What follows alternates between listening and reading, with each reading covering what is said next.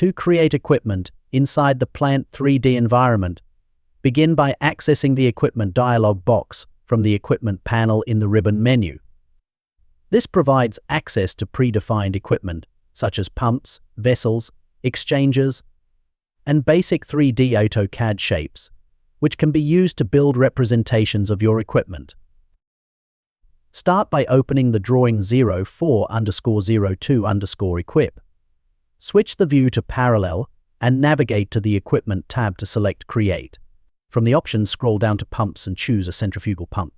Review the parametrics available. The graphic displays the dimensions corresponding to the parametric dialog box, allowing you to make adjustments as needed. To proceed, create a tag for the pump. Click on the tag window to open the Assign Tag dialog box. Predefined as P for pump, assign a unique number, such as 402B, and confirm. This tag will be exclusive to the specific pump. Next, modify the dimensions. For example, set the length SL to 6 feet and the width SB to 2 feet. Once the adjustments are complete, insert the pump by specifying an insertion point, such as 25 feet by 3 feet. The pump will be placed beneath the equipment, and a compass tool will appear to assist with routing and alignment.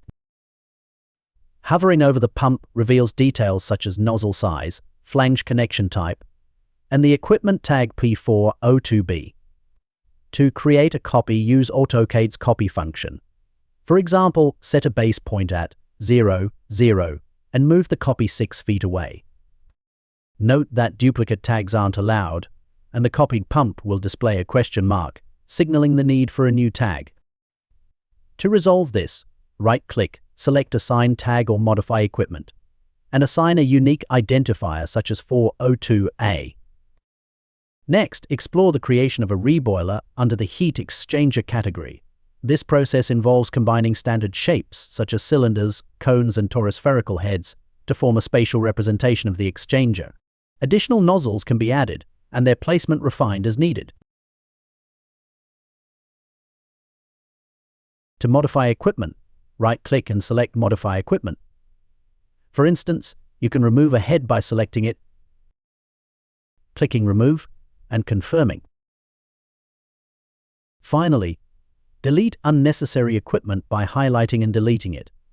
Using simple parametric shapes allows for the quick and easy creation of basic equipment.